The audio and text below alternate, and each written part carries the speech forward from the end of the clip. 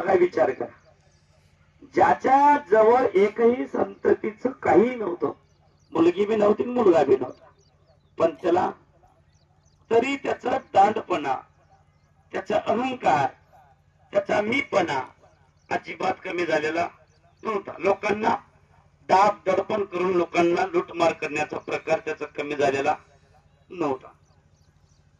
मग त्या ठिकाणी खरोखर बाळूमामानं सांगितलं मुक्काम त्या ठिकाणी, बाबा तुझ्या इथं मुक्काम येणार, पण ही नाही माहित माझे दररोजची, हे द्यावा लागेल.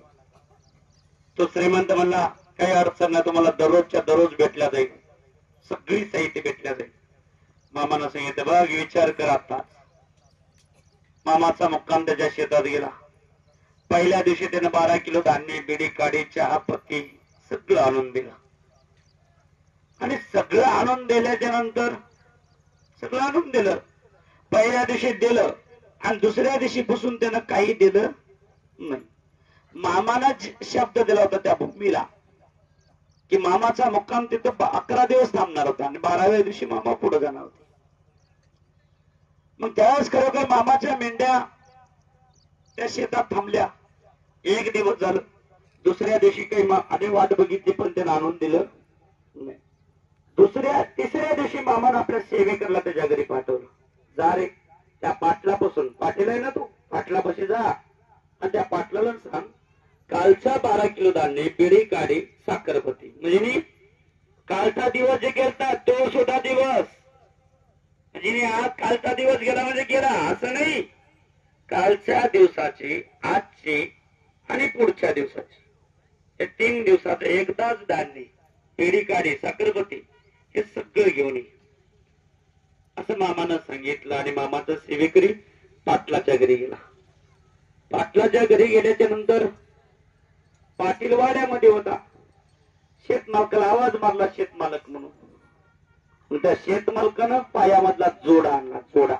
जोडा कळतो ना, पायातला जोडा हातात घेतला. तो हातात जोडा घेऊन तो मामाच्या सेवेकऱ्याकडे, हे कुठलं धान्य, कुठलं धान्य, कुठलं धान्य, धान्य बिन्य काही भेटणार नाही, बिडी काडी साखरपती काही भेटणार नाही. आता जर परत मला जर मागाय आला तर ह्या जोड्यानंच झडकून मोकळा करतो बघा प्रत्येकाला. कोणाला? तो मामा. अरे मामाच्या सेवेकऱ्याला म्हणला. मामाच्या सेवेकरी खाली मान घातला, आपलं आपलं तळावर आला. तळावर आल्याच्या मामाला सांगण्याची गरज नव्हती कोणती. सगळं परिसरातले लोक आणि गावातले लोक, आजूबाजूचे लोक काय म्हणायचे, मामानं मुक्काम त्या पाटलाच्या शेतात कशाला दिला असेल. पाटील अगोदरच असलाय दांडीस आहे, त्याने काय पाटील काही बाळूमावाला काही देणार बी नाही, काही बी नाही. आणि ते बाळूमावा सोबतच दांडीसपणा करणार आहे. आणि मामानं मुक्काम त्याच्या शेतात कशाला दिला असेल हे तुम्हाला रात्री सांगितलं बघा. मामा एक देव असा आहे की खाजवत म्हणलं की खाजीत आहे, खाजव म्हणलं की खाजवत नाही. जिथं जाऊ नको म्हणलं तिथं मुद्दाम जातोय, तो म्हणजे मामा. मामा खरोखर त्याने मामाचा मुक्काम, मामाचा सेवेकडे परत आला. मामानं तिथून पुढे धान्य, बिडी, काडी, साखरपत्ती अजिबात तिथून पुढे मागितलं त्याला नाही. 11 दिवस मामानं मुक्काम त्याच्या शेतात ठेवला. मामा पळाले बी नाही की त्यांना धान्य धुन्य, बिडी, काडी, साखरपत्ती मला दिली नाही म्हणून मामानं मुक्काम बी उचललं नाही लगेच. हे पळणारा देव नाही, खंबीर खुट्टा त्याने होऊन बसणारा देव म्हणजे बाळूमामा. मामा 11 दिवस मामाचा मुक्काम मामाने तिथं ठेवला. 12व्या दिवशी मामाने आपला मुक्काम उचलला. पसारा सगळा भरणी केला. पसारा पुढे आपल्या घोड्यांवर पसारा काढून दिला. मेंढ्या पुढे दिल्या काढून. सकाळची आरती प्रसाद झाला, पसारा गेला पुढे, सगळी मेंढ्या गेल्या. मामा त्याच शेतामध्ये बसून राहिले. आणि बसून राहून, कारण मामा बसले त्या शेतामध्ये, आणि बसल्याच्या नंतर मामा सगळं गेलं. मामानं डाव्या पायातलं पायतन काढलं. कायतलं? डाव्या पायातलं पायतन मामानं हातात घेतलं, हातात. आणि हातात घेऊन त्या जमिनीला बडवायला सुरुवात केली. कोणाला? या जमिनीला. हे बाळूमामा का तुम्हाला स्वभाव वाटतोय की ज्या जागेत बसतो त्या जागेपासून वसुली करण्याची ताकद ठेवतो तो बाळूमामा. ज्या जमिनीवर बसतो, ज्या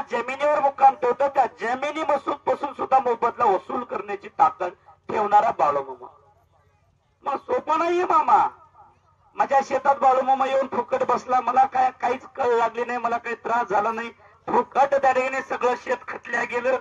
हे तुम्हाला फुकट काही बी देत नाही, फुकट कोणालाच देत नाही. हा सोडणारा देव म्हणजे बाळूमामा नाही.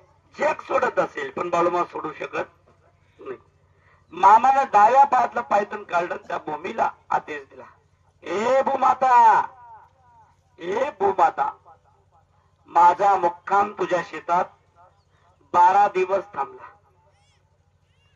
पण इथून पुढे मी सांगतो ते तुला करावं लागेल, माझा शब्द तुला पाळावा लागेल.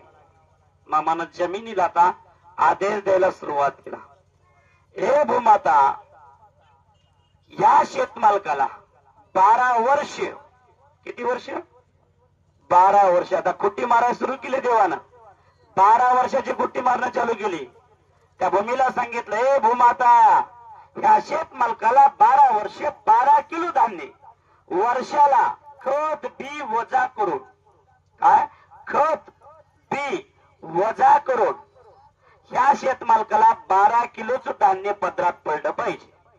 ते मला माहिती नाही. 1 वर्षासाठी नाही, 12 वर्ष ह्या शेतमालकाला त्याच्या शेतामध्ये खत बी वजा करून 12 वर्ष 12 किलो धान्य त्याच्या पदरात पडलं पाहिजे. ते मला माहिती नाही तुला काय करायचं ते, कारण त्या ठिकाणी मामानं आदेश दिला. कारण मामानं 12 पायथन त्या भूमीला मारले. मामाला ते पायथन घातलं आणि मामा चटकुने निघाले आपल्या स्वरूपाच्या माध्यमातून, आपल्या प्रपंचाच्या माध्यमातून पुढच्या रवानीला निघाले. त्या शेतमालकाला वाटलं आता बाळूमाच्या मेंढ्या आपल्या शेतात बसल्या, आपली जमीन खतल्या गेलेली आहे, म्हणजे आता येऊन पुढे आपली भरपूर जमीन पिकणार आहे. हे बाळूमामा आहे. मामाचा शब्द या भूमीला सुद्धा पाळावा लागतो. म्हणजे विचार करा बाळूमामा देव कसा असेल. या भूमीला कामाला लावलं मामानं. मामानं काही केलं नाही, त्या जमिनीला कार्य करायला लावलं. जिच्यावर मामा बसलेत ना, ज्या जमिनीला मामानं शब्द दिला होता त्या शब्दाप्रमाणे मामा तिथं थांबले आणि शब्द पूर्ण झाल्याच्या नंतर मामा तिथून निघाले. मामानं त्या जमिनीला आदेश दिला, तू आता माझं वसुली करायचं काम तुझं. मामानं सांगितलं आणि मामा निघून गेले. त्या जमीन मालकानं आपल्या शेतामध्ये पेरणी केली. सुंदर अशी पेरणी झाली, पीक चांगलं सुंदर उगवलं. तो आनंद होऊन गेला, आपली पेरणी 1 नंबर झाली. म्हणला सगळ्या तिकडच्या पट्ट्यातल्या लोकांच्या जिथं जिथं मामाच्या मेंढ्या फिरल्या प्रत्येकाचे पीक सुंदर पिकलं, म्हणजे निर्मिती झालं. मग सगळ्यांचं पीक चांगलं आलं आणि ह्याचं पीक जसं जसं पीक वर येईल, जसं जसं पीक वर जाईल तसं तसं ते पीक ऑटोमॅटिक जाग्यावर मरायला लागलं. कुठं कुठं कुठं कुठं कुठं मरायला सुरू झालं, कुठं कुठं म्हणतात चकच मरायला लागलं आणि कुठं कुठं एक एक धाट फक्त शिल्लक राहिलं. म्हणजे त्याला मोडता येऊ नये, पिकल्याला मोडता येऊ नये आणि ठेवता बी येऊ नये, अशी घटना तयार केली मामानं त्या जमिनीत. कुठं कुठं कुठं कुठं एक एक एक एक धाट फक्त शिल्लक ठेवला, बाकी सगळं मारलं. मग बाकीच्या शेतकऱ्याचं पीक 1 नंबर आलं आणि ह्याच पीक तसं झाले. ह्यानं त्याने विचार केला, बाबा यंदाच्या वर्षी काहीतरी झालं असं आपल्या जमिनीमध्ये, त्याने मेलं पीक, जाऊ दे पुढच्या वर्षी चांगलं येईल. मग त्या वर्षी त्यानं कुठं कुठं डाट होतं त्याने एका ठिकाणी केलं आणि त्याची राश केली. जमीनदार म्हणजे 5 एकराचा जमीनदार नव्हता, 125 एकर जमीन होती. 125 एकर जमीन पिकत नव्हती. 125 एकर जमिनीमध्ये सगळं काही जेवढं पेरणी केली होती, खत बी वजा करून फक्त 12 किलो धान्य त्याच्या पदरात पडलं. 12 किलो धान्य त्याच्या पदरात पडलं. त्याला काय वाटलं होतं, मी दांड आहे, मी म्हणेन मी करेन तेच चालतं, माझ्या पुढे कोणाचं काही चालत नाही. देवानं खुट्टी कशी मारली, अशा माध्यमातून जाऊ. मग हे पहिलं वर्ष झालं. दुसऱ्या वर्षी बी असंच झालं, कारण सगळं पीक 1 नंबर आलं. पीक त्याने चांगलं चांगलं आल्याच्यानंतर ज्यावेळेस बरोबर त्याला फळ लागायचं त्या टायमाला त्याला ऑटोमॅटिक ते पीक वरच्या वरीच जळायला लागलं. असा प्रकार दुसऱ्या वर्षी बी झाला. सगळं वजा करून 12 किलो धान्य त्याच्या पदरात पडलं. दुसरा वर्ष तसाच, तिसरा वर्ष तसाच, चौथा वर्ष तसाच, 5वा वर्ष तसाच. त्यानं डोसक्याला हात लावून बसलं. गड्यांची पगार निघणार आहे शेतामध्ये, गड्यांची पगार. गडी जे ठेवले त्या गड्यांची पगार निघणार आहे. परेशान. मग ज्या गड्याच्या देखत मामाला पायथ्यानं मारले ते त्या गड्याला माहित होतं. हे 9 वर्ष प्रकार चालू होता. 9व्या वर्षी मालक आणि गडी एका ठिकाणी बसला. मालकाला गड्याला सगळे लोक आता आजूबाजूला त्या गावातले लोक म्हणायला लागले, बरं झालं बाळूमामानं चांगलं हल्ले. आता काय चांगलं बाळूमामानं शिक्षा दिल्या. अशी शिक्षा मामानं ह्याला कोणी देणारच नव्हता. ह्यानं सगळ्यावर खेटला पण बाळूमामावर खेटाय निघाला. त्याच्यामुळे हे चांगलं झालं, बरं झालं म्हणून तो म्हणायला लागला. सगळं गाव परिसर म्हणत असताना त्या गड्याला त्याची बघवणं झालं त्याची अवस्था. तर गडी मालकाला म्हणतोय, मालक मी सांगू का तुम्हाला, आपलं जमीन न पिकण्याचं कारण सांगू का? सांग की मग काय कारण आहे? मी बारका गरीब माणूस आहो, बारीक माणूस आहो, पण मोठा घास घ्याल. फक्त समजून घ्या, माझ्या शब्दाला समजून घेण्याचा प्रयत्न करा. तर त्यावेळेस खरोखर मालकानं सांगितलं, बाबा काय आहे ते सांग तर की. आपल्या शेतात बाळूमाच्या मेंढ्या येऊन गेल्या का? बाळूमाच्या मेंढ्या. आणि बाळूमाच्या मेंढ्या आल्याच्या नंतर त्या ठिकाणी एका दिवसाला 12 किलो धान्य बिडी गाड्याने साखरपत्ती मामाला द्यायचं बोलणं होतं. तुम्ही ते दिलं नाही. त्यांच्या अंगावर जोडा घेऊन गेला तवा होय किरबाईला. तवापासून हे पीक ही जमीन अजिबात पिकू शकत नाही. त्याला काय केलं? त्याला बाळूमापाशीच जावं लागतं त्याची खुट्टी काढायला. त्या शेत मालकानं दुसऱ्या दिवशी जितकं त्या ठिकाणी जे बोललेलं होतं, जितके दिवस ते धान्य ठरलेलं होतं, जे धान्य सगळं टोटल मिळून त्याचा याज लावून त्या ठिकाणी बैलगाडीमध्ये भरलं. कशामध्ये? बैलगाडीमध्ये भरलं ते धान्य. आणि ते निघाला आता बाळूमाला हुडकीत. आता मामा थोडाच गवसणार याला. मामा येतं तर उद्या तिथं, परवा तिथं. तर मंडळी खरोखर त्यांना मामाला हुडकत हुडकत हुडकत हुडकत मामापर्यंत आला. आणि मामापाशी आल्याच्या मामाला नमस्कार केला. आणि मामाला सांगितलं, मामा मी फलानं तुमचं धान्य राहिलं धान्य मी देतोय मामा. मामाला सांगितलं, रांड्याच्या कुठल्या गावचा रे तू? कुठल्या गावचा आहेस तू? आणि तू इथं कशाला आलास? नाही मामा तुम्ही आठवत का? मी माझ्या शेतात तुमचे बकरी बसल्या होत्या आणि मी तुम्हाला अरे धान्य बिडी काढी साखरपत्ती मी बोललेल्या शब्दाप्रमाणे मी दिलो नाही.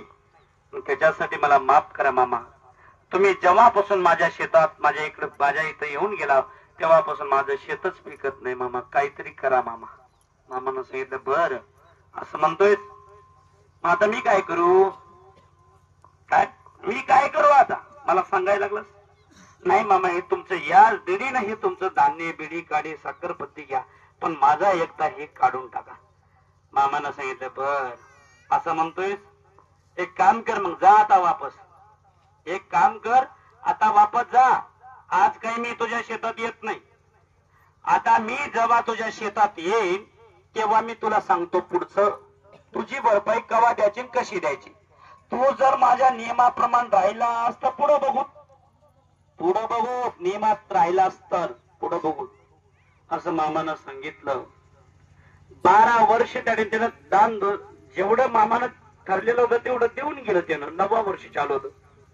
10व्या वर्षी तोच प्रकार झाला आणि 11व्या वर्षी तसंच झालं. 12व्या वर्षी बाळूमा आपल्या मेंढा घेऊन त्याच्या शेतात आले आणि मग काम ठेवला.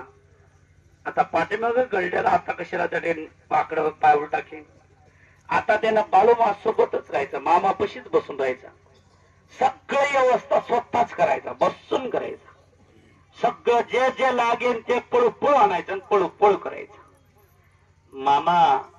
मामाचा मुक्काम 11 दिवस राहिला. 12व्या दिवशी मामानं मुक्काम उचलला.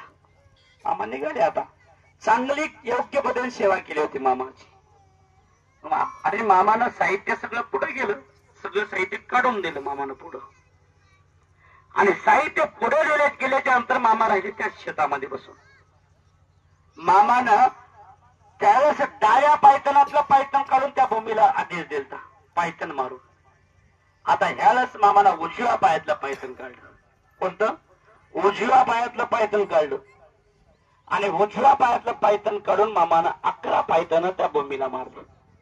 ए भूमाता 11 वर्ष जिने इथून पाठीमाग 11 वर्ष तू जेवढं लपून ठेवलीस ना तेवढं 11 वर्षामध्ये दान दुपटीने त्याचं भरपाई करून तुला द्यायचंय. बघा कोणाकोण भरपाई करायला लागलं आणि कोणाला ते विनाश करायला लावलं. जमीन मामा काही करायला लागलेत का? काहीच नाही. मग करायला लागले कोण काम? काम कोण करायला लागलं? ही भूमी मामाचं काम करते. विचार करा बरं बाळू मामा कोण असते?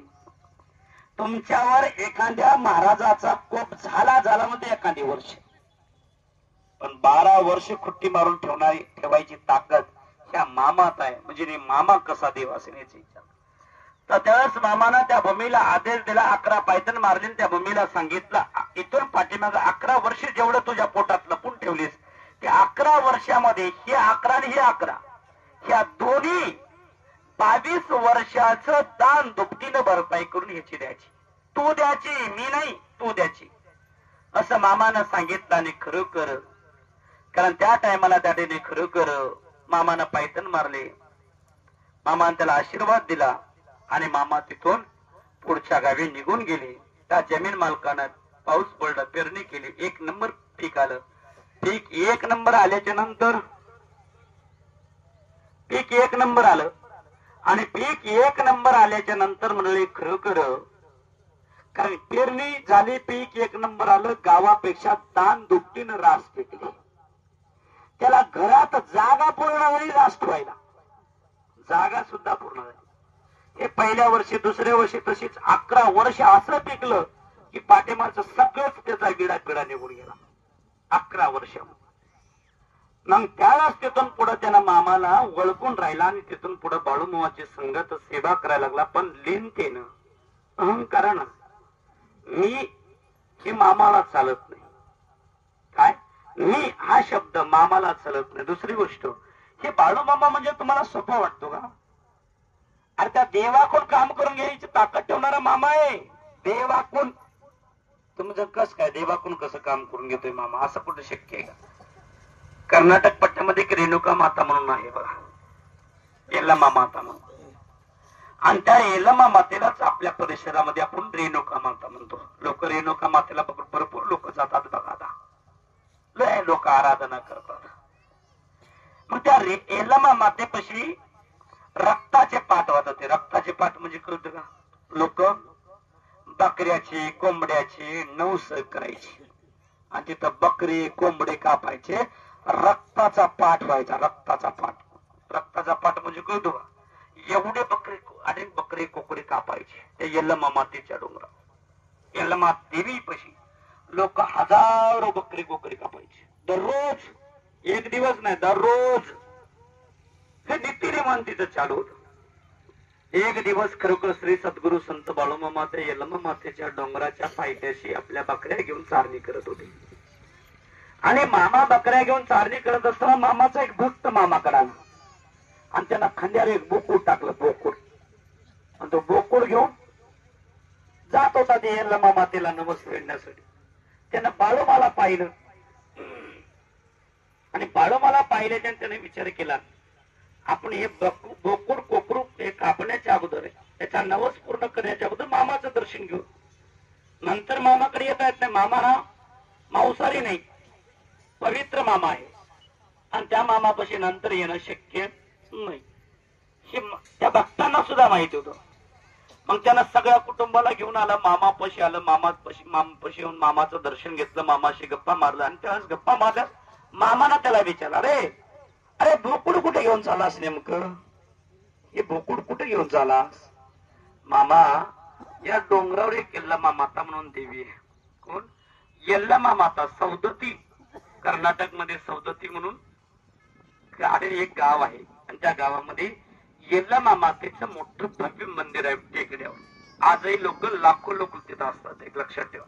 प्रसिद्ध देवी म्हणून पूजल्या जाते. प्रसिद्ध ती यल्लमा माता म्हणजे अख्ख्या सृष्टी आहे की नाही, ही सृष्टी त्या सृष्टीची अर्धी मालकीन ती नाही. ध्यानात ठेवा. काय? अर्ध्या सृष्टीची मालकीन ती यल्लमा माता. आता यल्लमा मातेच्या पायथ्याशी मामा बसलेले होते. त्यावेळेस मामाने मी विचारले त्या भक्तांना मामाला सांगितलं, मामा त्या याला मामातेला आम्ही नवस केलता आणि ते नवस पूर्ण झालाय आणि ते नवस फेडण्यासाठी आम्ही हे बकरं घेऊन जातोय मामा, बोकड घेऊन जातोय मामा. बर मामा त्या भक्ताला बोलत बोलत काय म्हणतात, ए असली कसली देवी आहे ती, काय असली कसली देवी आहे, माग ती तिकीट निमित्त हत्या लागती, अरे जिवंत प्राण्याला लागती, असली कशी देवी आहे ती मला बघायची, मलाही बघायचं ती देवी आहे कसली. मामाने आपल्या मेंढ्या दिल्या सोडून आणि मामाही आपल्या हातात काटे घेऊन खांद्यावर घोंगड, डोक्याला जरीचा पेटा, पायामध्ये कोल्हापुरी पायथन, मामा निघाले चटाचट चटाचट. त्या टेकड्यावर आले, डोंगरावर आले, गर्दी भरपूर जमलेली. मामा देता आल्याच्या नंतर मामानं सर्वप्रथम त्या पूजेचं साहित्य घेतलं, खणवटीचं साहित्य घेतलं आणि मामा त्या यल्लमा मातेला सर्वप्रथम तिची पूजा अर्चा केली. पूजा अर्चा करून तिला नमस्कार केला. अगोदर मामा काय करतात, पावनचार करतात, नंतर रट्टा देतात. तो म्हणजे मामा सर्वप्रथम त्या शेतकऱ्याला गोडीनं सांगितलं, समाधान सांगितलं, पण त्याला ते पटलं नाही. मग एक मान आहे, लक्षात ठेवा, सरळ जर लोणी निघत नसेल ना, थोडं बोट वाकडं करावं लागते, तेव्हा ते सगळं लोणी निघते म्हणता पण नाही. तसंच बाळूमाचं काम आहे, सरळ जमत नाही ना, जरा वाकड्यातून घेतो म्हणते, काय जरा वाकड्यातून तुला सरळ करतो मी, तसं म्हणजे काम मामाचं. मग मामाला त्या ठिकाणी खरं कर पूजा अर्चा केली देवीची आणि त्या देवीला राखण करणारा एक नागराजा होता. त्या देवीचं राखण करणारा एक नागराजा कायम त्या नागराजा त्या मूर्तीपाशी राहत होता, कायम त्या मूर्तीपाशी. मामाला त्या ठिकाणी खरोखर पूजा अर्चा केली. सगळं काही झाल्याच्या नंतर मामानं आपल्या हातातली काठी, मामाच्या हातात होती काठी, आणि मामानं अगोदर गोडीत त्या देवीला विचारलं, ए यल्लमा माता, तू असली कसली देवी आहेस, लोकांना गोर गरीब तुझ्यापाशी येतात, आलड्याला नळड्याला तुझ्यापाशी येते, कोणाला बकरं देणं कापणं होतंय, कोणाला कापणं होत नाही, पण तू अशी कशी देवी आहेस, तुला ज्यानं बकरं कापलं त्यालाच तू पावतीस आणि ज्यानं कापित नाही त्याला पावत नाहीस. पण इथून पुढं तुझ्यापाशी येणारा गोर गरीब जो वर्ग आहे, एक ध्यानात ठेव, इथून पुढं, कारण हे तिकीट निवेद कायमचं बंद करून टाक, म्हणजे बघ इथून पुढं कायमचं बकरं कोंबड हे कापायचा ते नवस तुझा कायमचा बंद कर आणि गोड निवेद माग. काय माग, गोड निवेद माग, काय मागायचं ते गोड निवेद माग, पण तिकीट निवेद कायमचं बंद कर, असं मामानं गोडीत सांगितलं अगोदर. नंतर मामा रागात येऊन मामा काय म्हणतात देवीला, ए यल्लमा देवी, त्यावेळेस मामानं आपल्या हातातली काठी त्या यल्लमा मातेच्या टक्कुऱ्यावर ठेवली, टक्कुऱ्यावर कुठली, डोसक्यावर. हे बाळूमामा म्हणजे का तुम्हाला कच्चा देव दिसतो का, हे कच्च्या नाण्याचं नाही, ठणठण वाजणार नाणं आहे, ध्यानात ठेवायचं.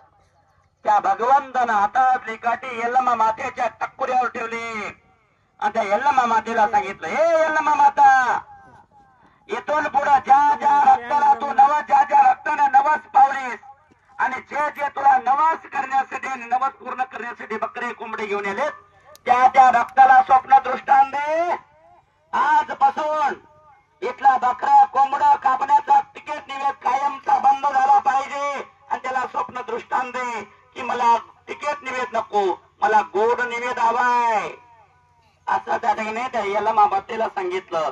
जिथं जिथं तुझे भक्त आहे त्या त्या भक्ताला स्वप्न दृष्टांत दे आणि इथून पुढं कोंबडे बकरे कापायचा कायमचा हा प्रथा बंद कर, इथली प्रथा, आणि ही प्रथा बंद करून तिकीट निवेद बंद करा आणि निवेद, पोळीचा निवेद कायम स्वीकारण्याचं काम कर. इथून पुढे जर इथं जर बकरा आणि कोंबड जर कापलं ना, इथून पुढे जर तिकीट निवेद जर तुझ्या दरबारात झाला तर ध्यानात ठेव, गाठ बाळू धनगराशी आहे, ध्यानात ठेव. कोणाशी, बाळू धनगराशी आहे, गाठ ध्यानात ठेव, माझ्याशी आहे, ध्यानात ठेव. त्या काठीची गाठ बाळू धनगराशी आहे आणि या काठीच्या टोकाची गाठ तुझ्या टक्कुऱ्याशी आहे.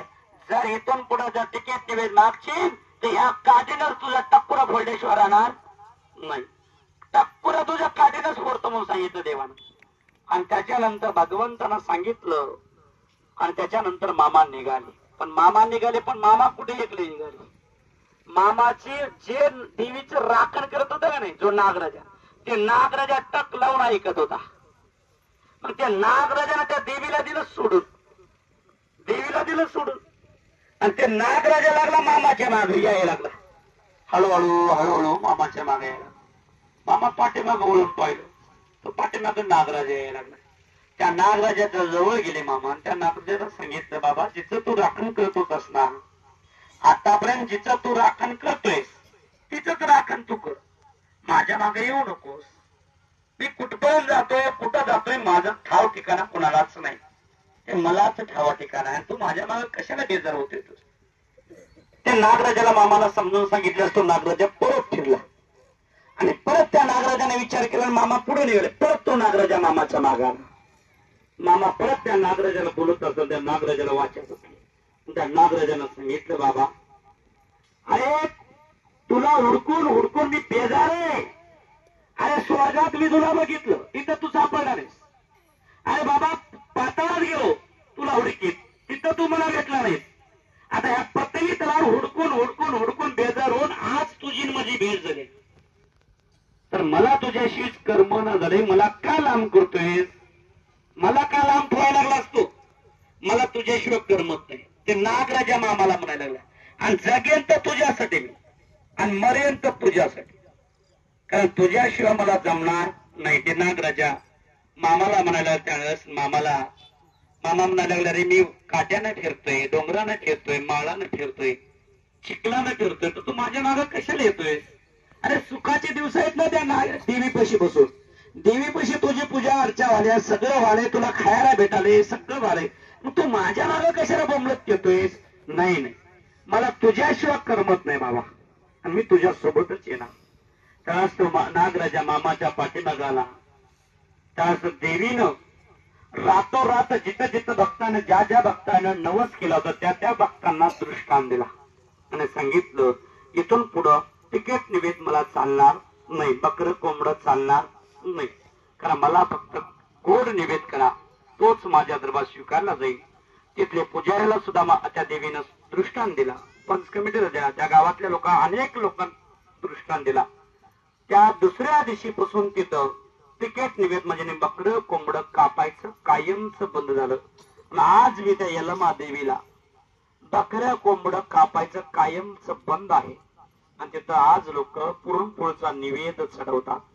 विचार करा, जिथं बकऱ्या कोंबड्याचा रक्ताचा पाठ वाहत होता तिथला मामाने एका क्षणात बंद केला. तो मुझे मामा हो, तो मुझे मामा, जिने देवीला सुद्धा सरळ जागेवर आणण्याची ताकद ठेवणारा तो म्हणजे मामा, या भूमीला कामाला लावण्याची ताकद ठेवणारा मामा. म्हणून तुम्ही असं समजू नका की आम्ही म्हणू नका. तुमच्या गावात या मामाची सेवा चांगल्यापणे करा, आणि त्या मामाची कृपा चांगली आपल्या गावावर कशी होईल हे विचार करून कार्य करा. हे बाळू मामा आहे, पावला तर परमेश्वर आहे, नाही पावलं तर सन्नेश्वर आहे. ध्यानात ठेवा, तुमच्या माग कसा लागल त्याचं गणित सुद्धा तुमच्या टकुऱ्याच्या बाहेर काढून ठेवा. ध्यानात ठेवा, कारण हे बाळू मामा आहे, आणि ह्यानं जर चालू केलं तर तुमच्या गावातला देव नाही, किती मोठा योग्य असू द्या, किती मोठा संत असू द्या, की किती मोठा देव असू द्या, तो सुद्धा मामाच्या पुढे येऊ शकत नाही. लक्षात ठेवा, मामानं सरळ सरळ सांगितलेलं आहे, मी मारलेली खुट्टी, मी जर एकदा खुट्टी मारलो ना तर मी मारलेली खुट्टी ह्या जगात कोणीही काढू शकत नाही. मुस्लिम कोणीच मी मारलेली खुट्टी काढू शकत, तो देव बी काढू शकत नाही, संत बी काढू शकत नाही, योगी काढू शकत नाही, कुठला ढोरी गंडेवाला सुद्धा काढू शकत नाही. म्हणून सांगितलं मी मारलेली खुट्टी, पण जगानं मारलेली खुट्टी मात्र मी काढतो म्हणून सांगितलं. जगातल्या कुठल्याही योग्यानं आणि कुठल्याही संतानं कुठल्याही देवानं जर खुट्टी मारली असेल ना, तर तुमच्यावर कोप केला असेल तर ती खुट्टी मी काढू शकतो म्हणतोय, पण मी मारलेली खुट्टी कोणालाच निघत नाही म्हणतोय. लक्षात ठेव. म्हणून त्याच्यासाठी मामा 750 किलोमीटर अंतरावनी हा मामा दर गाव करत करत हे गाव फिरतोय. ह्या प्रत्येक गावात एक वेगळं स्वरूप भरलेलं आहे, पण तिथं सुद्धा जाऊन आपला चांगल्या पद्धतीने वाजून सांगतो, अरे नीट राहा, नीट वाघ म्हणतोय. लक्षात ठेवा. म्हणून त्याच्यासाठी सगळ्यांबरोबर खेळावं, पण बाळूमाबरोबर खेळणं, अग्नीसोबत खेळणे इतकी तयारी ठेवली पाहिजे, एक लक्षात ठेवा. अग्नी म्हणजे कारण ती कायम अग्नीमध्ये बसणारा देव म्हणजे बाळूमामा, एक लक्षात ठेवा. त्या मामाशी आपण खेळतोय तर खेळावा कसं खेळू नये याचा विचार आपण करायचा. तर मामा आल्याच्यानंतर मामा संध्याकाळी आपल्या तळावर आले आणि तळावर संध्याकाळी आल्याच्या नंतर मामाचे भक्त म्हणजे सगळे बसले होते. सांच्या पारचे 5 वाजले होते. सगळेजण चहा पाणी सगळं चालू होता. मामाला त्या ठिकाणी मामाच्या सोबत जे नागराज आलता का नाही, ते बांधावर बसून होता आणि तो मामाकडे टक लावून बघत होता. हे कोणालाच माहिती, मामाला आणि त्या नागराजाला माहिती. मग मामाची नजर त्या नागराजाकडे गेली. मामा आपल्या भक्ताला म्हणतात, अरे आपण चहा पाणी पिलं रे बाबा, पण माझ्या पाहुण्याला तुम्ही दूध ठेवलं का? माझ्या पाहुण्याला दूध ठेवलं का? दूध माझ्या पाहुण्याला. पाहुणा कोणा? आपल्याला काय वाटतंय? आपला पाहुणा कोण होते? माणूस होते. देवाचा पाहुणा कोण होते? देव होते. आपण पाहुणे होऊ शकतो का देवाचे? शक्य आहे का? आपल्या मानवी कुळात मामा जन्माला आले म्हणजे मामा माणूस होऊ शकते का? शक्य आहे का? मामा हा जटाधरी आणि साक्षात देवाचा अंश असणारा, देव असणारा तो म्हणजे मामा. आणि त्या मामाचं कार्य आपण करतो. तर मंडळी खरोखर त्यास मामानं त्या ठिकाणी आपल्या भक्तांना सांगितलं, अरे माझ्या पाहुण्याला तुम्ही दूध ठेवलं का? त्यास मामाचं भक्त मामाला म्हणलं, मामा तुमचा पाहुणा कुठं आहे अजून? आम्ही ते इथं सगळे बसलो, आम्ही सगळे इथं बसलो ना, तुमचा पाहुणा कुठं आहे? मामानं सांगितलं, त्या बांधावर बसलाय बघ, टक लावून बघत माझ्याकडे बसलाय आणि तो माझ्या मागे लागलाय. तू चल आता, बस झालं म्हणून. मी सगळं सांभाळतो, तुझं सगळं मी सांभाळतो, तू चल फक्त, तू समाधान राह, तू सगळं समाधान राह, मी सगळं हे तुझं सांभाळतो, पण तू चल माझ्यासोबत. आणि ते माझ्या मागे लागलाय रे, चल म्हणून माझ्या मागे लागलाय आणि हे सगळं मी सांभाळतोय म्हणतोय. काय करू, मला सोडच ना झालाय त्यानं. काय मला सोड ना झालाय तो, पण आता मी काय कंटाळून गेलोय बाबा. त्याला असा शब्द टाकल्यावर मामाचा एक भक्त मामाला म्हणते, मामा हे तुम्हाला ऐकत नाही ना, मी एक काम करू का? काय करतोस काम? मामा एक सोटा घेतो, सोटा म्हणजे एक काठी घेतो, काठी मामा, आणि एकट्याच काठीमध्ये याला गारच करून टाकतो मामा, परत तुमच्या मागच लागणार नाही. मामा गालात असले काय? मामा गालात असेल, हसत हसत मामा करणार, रे अरे आजची धरतरी आहे ना डोश्यावर घेऊन बसलाय आणि तुझा सोटा कुठपर्यंत उडणार? असं मला त्याला शब्द कळाला नाही मामाच्या लागतायला. मामा तुम्ही काय म्हणा ते काही कळलं. अरे यानं आजची धरतरी माता डोक्यावर घेऊन बसले आणि तुझा सोटा आहे. कळतंय का तुला मी काय बोलतोय ते? मामा तुमचं काहीच कळणार नाही. कळणार ना, माझ्या पाठीमागं बघ, माझ्या पाठीमागं बघ, तू तुला कळून जाईल. मामाकडे बघत असता मामाकडे सगळे बघायला लागले, पण मामाच्या डोक्यावर 7 पड्याचा भुजंग, मामाच्या डोक्यावर 7 पड्याचा भुजंग डोलायला लागला आणि त्या 7 पड्याच्या भुजंगाच्या सिंहासनावर मामा बसले. मामा दिसायला जमिनीवर बसते, आपल्याला माणसाला दिसायला जमिनीवर दिसायला लागले, पण ज्यावेळेस त्यानं मामाचं स्वरूप जे मामा दाखवलं की मामा कशावर बसले, तर त्यावेळेस मामाच्या डोक्यावर 7 पड्याचा भुजंग डोलायला लागला आणि मामा त्या भुजंगाच्या सिंहासनावर मामा बसले होते. त्यावेळेस मामानं सांगितले, बघितलंच ना मी कोण आहे ते? त्या सगळ्यांना तोंडात बोट घातले, मामाला नमस्कार केला. तिथून पुढे त्या नागराजाला प्रत्येक जण दूध पाजवायला लागलं, त्याची काळजी घ्यायला लागलं, पण त्याला मारण्याची हिंमत कोणाची होत नव्हती. आजही तुम्हाला वाटतं ना, आजही हा बाळूमामा ज्या आपल्या प्रपंचामध्ये अडचण असेल ना, इथून मामाची पालखी किंवा तुमच्या गावात मामाची पालखी आणि तुम्ही त्रास द्यायला लागला आणि जनतेनं त्रास द्यायला लागलाय, त्याच्या माग पाठीमाग लगेच लागतोय माग.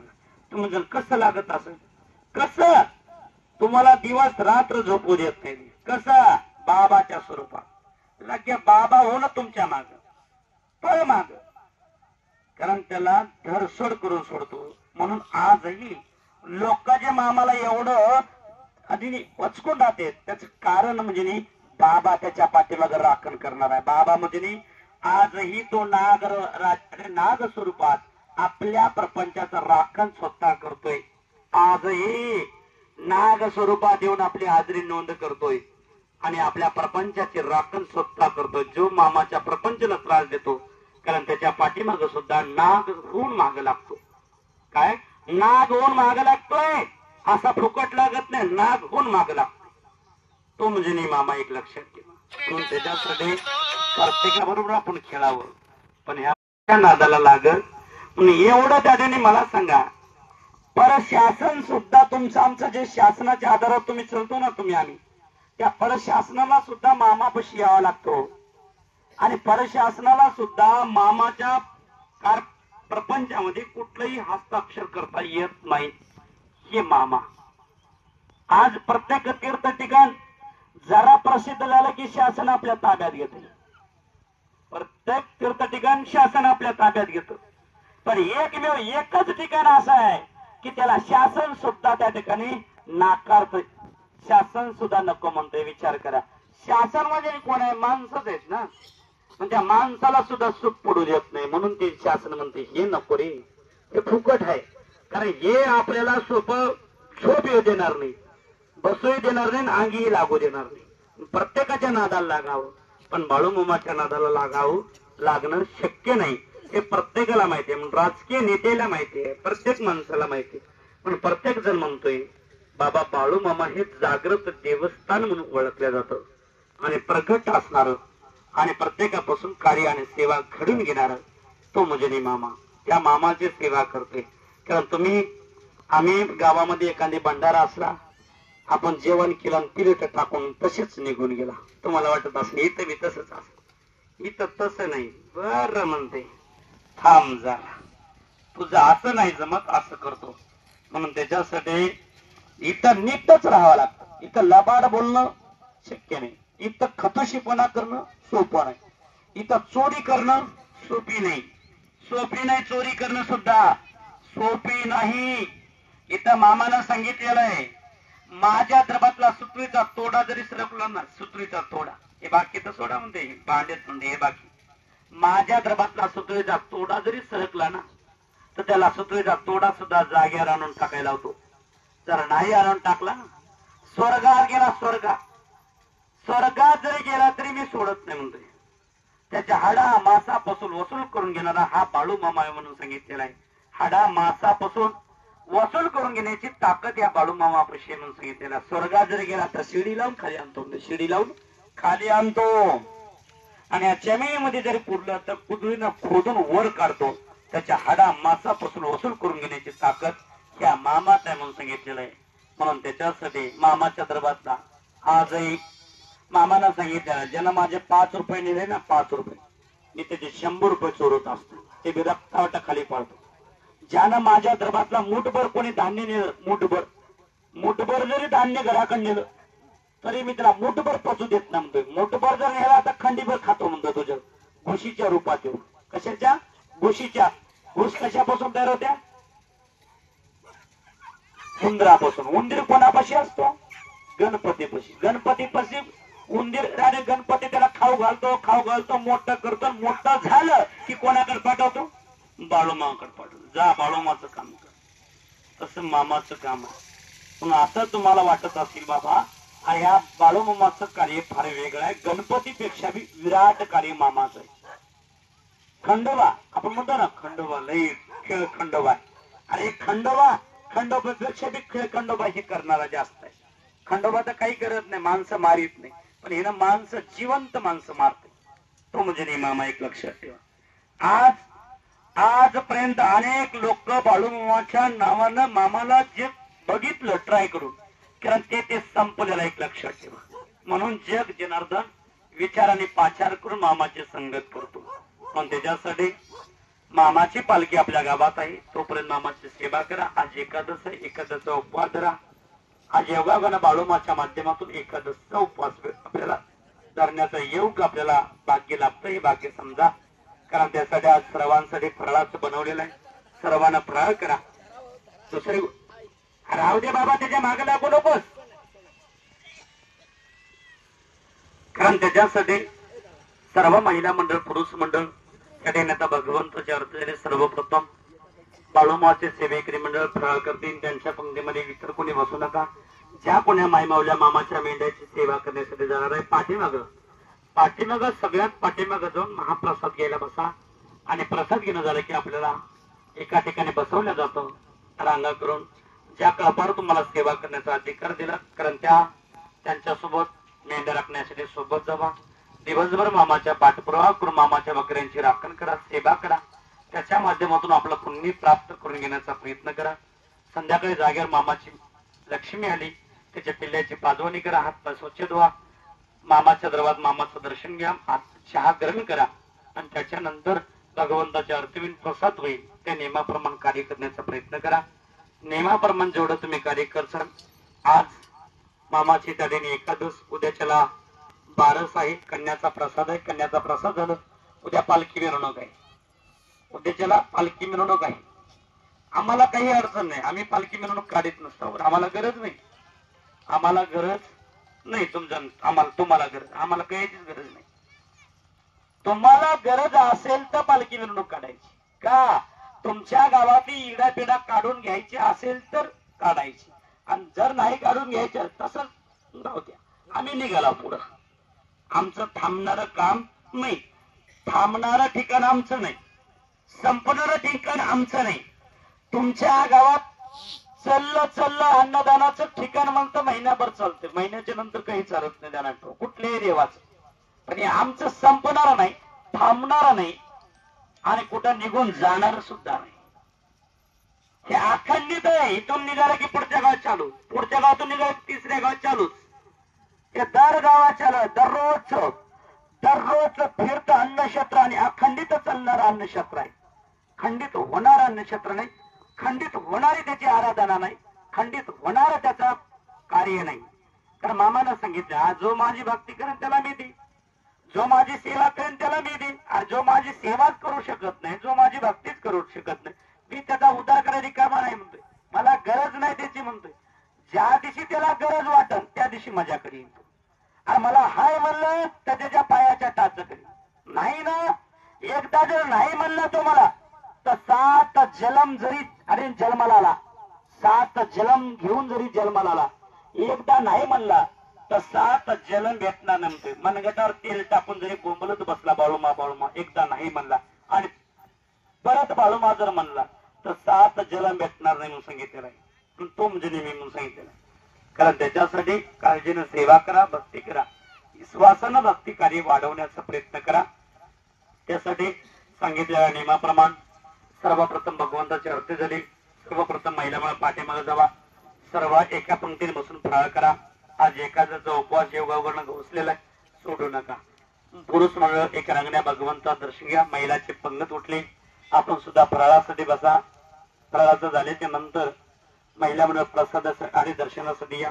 ज्याला कोणाला फोटो असेल, त्वैतो ग्रंथ कोणाला पाहिजे असेल, किंवा मामाच्या मेंढ्याच्या लोकरीची घुंगडी, आसनपट्टी किंवा मामाचे गळ्यात त्वैत बांधण्यासाठी पाहिजे असेल तर उजव्या साईडला उपलब्ध आहे, भेटून जाईल.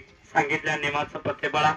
संध्याकाळी आपल्याला, कारण ज्या महिलेला वटी बांधायची असेल, मामाच्या लक्ष्मीची पूजा अर्चा करायची असेल, संध्याकाळी 6 वाजता या, वटी भरून घ्या येरवाळी. कारण त्याने ही मामाचा नियम आहे, मामाच्या नियमाप्रमाणे चालणार हे मामाचं दरबार आहे. कारण सकाळी जी मामाच्या लक्ष्मी पुढं म्हणजे लवकर मेंढी पुढं शेतात चाललेली आहे. त्याचं कारण म्हणजे उन्हाचं तापमान वाढायला लागलेलं आहे, म्हणून त्यासाठी त्या मेंढीला सुद्धा तिचं पोट समाधान झालं पाहिजे. कारण मामानं काय सांगितलेलं आहे, हे जग हे तुम्ही सुखी आहो किंवा मी सुखी आहो त्याला त्याच्याशी घेणं देणं नाही. मामा काय म्हणतोय, माझी मेंढी सुखी तर माझा मेंढका सुखी, माझी मेंढी आणि मेंढका सुखी नसेल तर मला जग सुखी आहे का दुखी आहे का मला घेणं देणं नाही. काय या जगाचं मला घेणं देणं नाही म्हणतोय. माझी मेंढी म्हणतो फक्त माझी मेंढी, माझी मेंढी सुखी तर मला माझा मेंढका सुखी. माझी मेंढी आणि मेंढका सुखी नसेल तर हे जग सुखी आहे का दुखी आहे का, त्या जगाची राख रांगोळ झाली का मला घेणं देणं नाही म्हणतोय. जो मला माझ्या मेंढीला मानतो त्याला मी मानणार आहे, आणि जो माझ्या मेंढीला आणि मला आणि माझ्या प्रपंचाला त्रास देईल त्याला मी त्रास दिल्याशिवाय राहणार नाही म्हणतोय. मी हाय की काय खैराचा इंगोळ आहे म्हणतोय. काय म्हणतोय, खैराचा इंगोळाय, विक्काचा पेलाय, बोराटीचा काटा आहे म्हणून सांगितलेला आहे. काय हाय की गाय? बोराटीचा काटा आहे, खैराचा इंगोळ आहे, विक्काचा पेला आहे. हाय की गाय? 3.5 हाताचा खुट्टा आहे म्हणून सांगितलेला आहे. काय सांगतोय? हाय की गाय? 3.5 हाताचा खुट्टा आहे माझ्यापाशी. नीट राहिलास तर त्याने नीट राहशील, जर त्याने नीट नाही राहिलास तर 3.5 हाताचा खुट्टा मात्र मारल्याशिवाय गप्प बसत नाही म्हणतोय. मी मारलेला खुट्टा तो निघणं फार कठीण आहे म्हणतोय. एवढंच नाही, बोराटीचा कट आहे, एकदा जर चिटकला ना ते निघणं सुद्धा कठीण आहे म्हणून सांगितलेलं आहे. जो विखाचा पेला म्हणजे माझ्या दरबारामध्ये पाणी जर पेलं तर त्याचं विष तयार करतो. खैराचा इंगोळ आहे म्हणतो. इंगोळ, खैराचा इंगोळ जाळल्याच्या नंतर कसा दिसतोय? त्याचा इंगोळ पडल्यास दिसतोय कसा? काळा डूस दिसतोय, काळा डूस दिसतोय. दिसायला काळा म्हणतोय, पण एकदा जर हातात घेतला ना त्याच्या हात मात्र भाजल्याशिवाय मी बसत नाही. तो म्हणजे मी म्हणून सांगितलं. कारण त्याच्यासाठी नीटनेटकं योग्य पद्धतीनं कार्य संगत आणि मामाच्या दरबारातली आर्थिक प्रसाद सेवा लाभवण्याचा प्रयत्न करा. मामानं सांगितलेला, ज्या गावात मी जाईल, ज्या गावात मी जाईल त्या गावातली विडा टिडा मी बाहेर काढेन. ज्या गावात मी जाईल त्या गावात रिद्धी सिद्धी नांदून दाखवेल म्हणतोय. रिद्धी सिद्धी नांदून दाखवेल म्हणतोय. मामा काय सांगतोय? अरे रिद्धी सिद्धी सुद्धा माझ्या समोर कंबरवर हात देऊन उभा टाकलेले आहेत. मामा काम सांगा म्हणून. तो म्हणजे मी मामा. जिथं मामाचा मुक्काम असतो ना, अष्टसिद्धी मामाच्या अवतीभोवती, 8 अष्टसिद्धी मामाच्या अवतीभोवती बसलेल्या असतात. आणि अष्टसिद्धी कारण जगाचा उद्धार करण्याचं काम मामाच्या माध्यमातून करतात. तो म्हणजे मामा. अष्टसिद्धी मामाच्या आणि प्रपंचामध्ये दररोज मामाच्या कार्यामध्ये हजर असतात. अष्टसिद्धी तो म्हणजे मामा. त्या मामाचं कार्य आपण करतोय, आपलं भाग्य समजा. कारण त्यासाठी सांगितलं, नेमाचं पत्ते पळा, नेमाप्रमाणे कार्य घडवण्याचा प्रयत्न करा. बोला बोला बाळूमाच्या नावानं, बाळूमाच्या नावानं, बाळूमाच्या नावानं, बाळूमाच्या नावानं. चला पुरुष महिला भगवंत दर्शन, महिला म्हणून पाठीमागे जावा, एका पंक्तीने बसून पोटभर प्रसाद घ्या. महिलाला महिला वाढ करा, कारण महिलाची पंग तुटल्याच्या नंतर पुरुष मंडळ सुद्धा एका पंक्तीने बसून प्रसाद घ्या. आणि पुरुषाला पुरुष मंडळ वाढ करण्याचं निवेदन करा. दुसरी गोष्ट, गावातील तरुण मंडळ बाळूमाच्या मेंढकी बंधूला जेवण्यासाठी साहित्य घेऊन यायचं.